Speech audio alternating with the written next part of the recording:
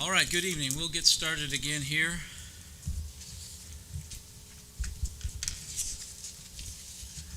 This meeting is a meeting of the school board in public for the purpose of conducting the school corporation's business and is not to be considered a public community meeting.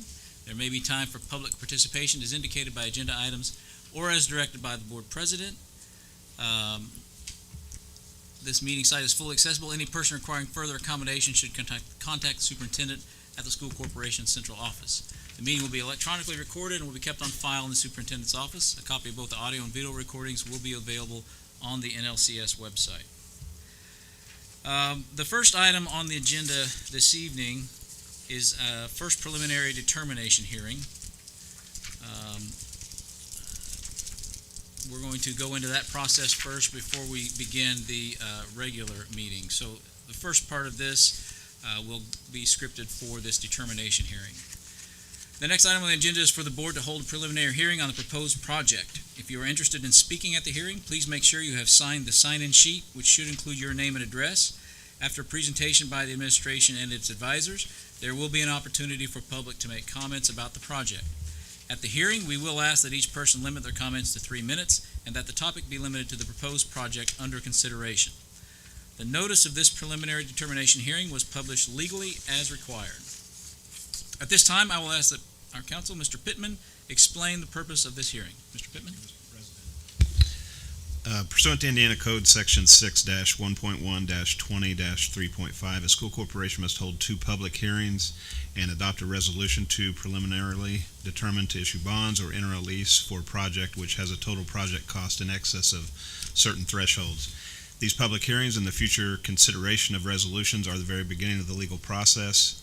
We note that no board action is legally required at this hearing. Rather, this hearing is solely to hear public comment regarding the project. All right, thank you, Mr. Pittman.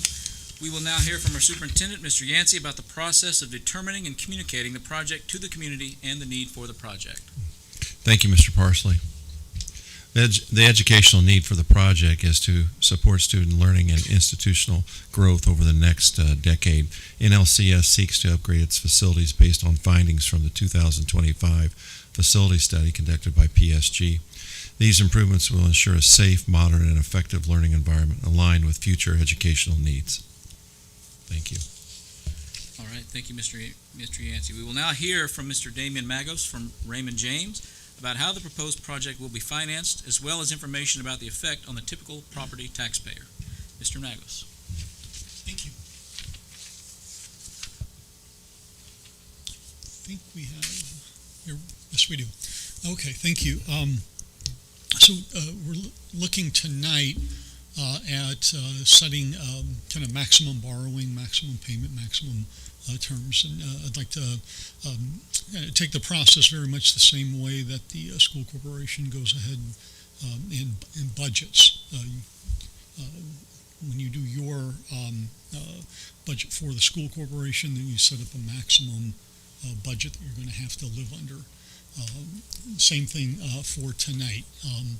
We're looking at a maximum bond issue of $88 million, but that is not all at once.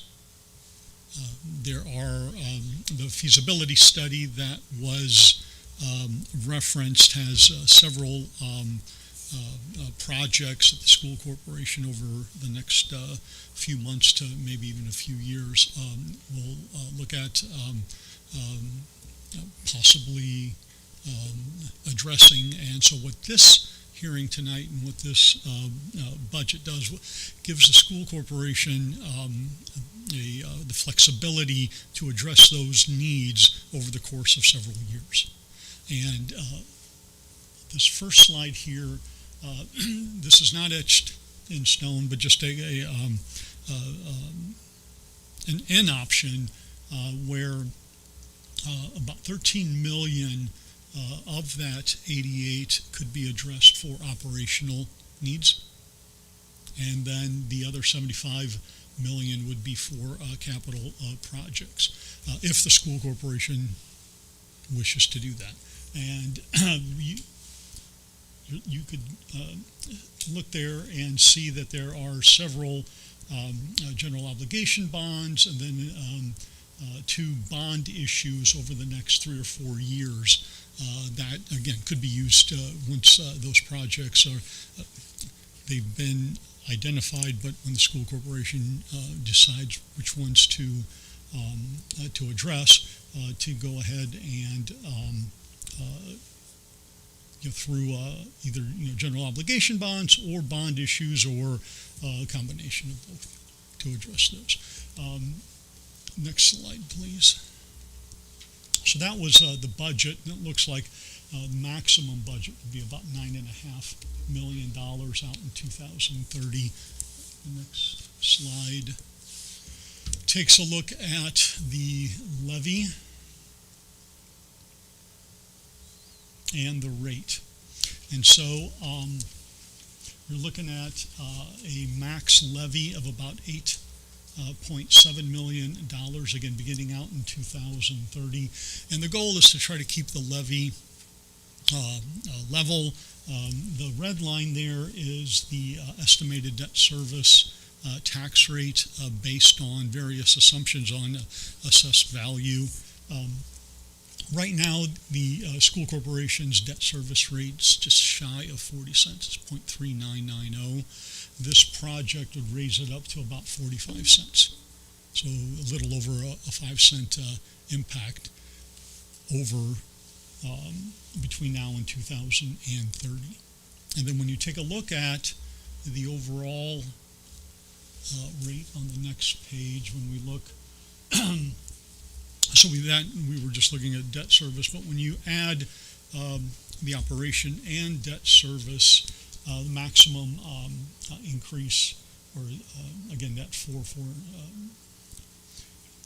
45 cent debt service rate added to the operation fund gets the school corporation to, again, just $1.04, and the rate right now is around $1, just shy of $1. Are there any questions? Any questions for Mr. Magos from the board? All right, thank you, Mr. Magos. We will now open the public hearing. Remember, if you would like to speak, please sign in on the sheet which is located at the entrance of the room. As I mentioned earlier, we will ask that you state your name, address, and limit your comments to the proposed project and financing. Keep any comments to 3 minutes and avoid being repetitive if possible. And are there anyone signed in on the sign-in sheet to make comments?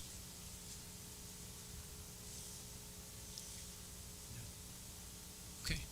Last call for comments from the public. All right. Hearing none, then this will bring our public hearing to a close. Thank you to all who participated in this hearing. We appreciate your time and interest in the project and the future of our community. Please note that this is just the first step in the legal process. No board action is legally required at this hearing. Rather, this hearing is solely to hear public comment. The board will continue to work with the administration and its professionals to look for efficiencies to conserve tax dollars while meeting our educational needs. The board will hold a second public hearing in this boardroom on May 21st, 2026 at 6 p.m. And with that,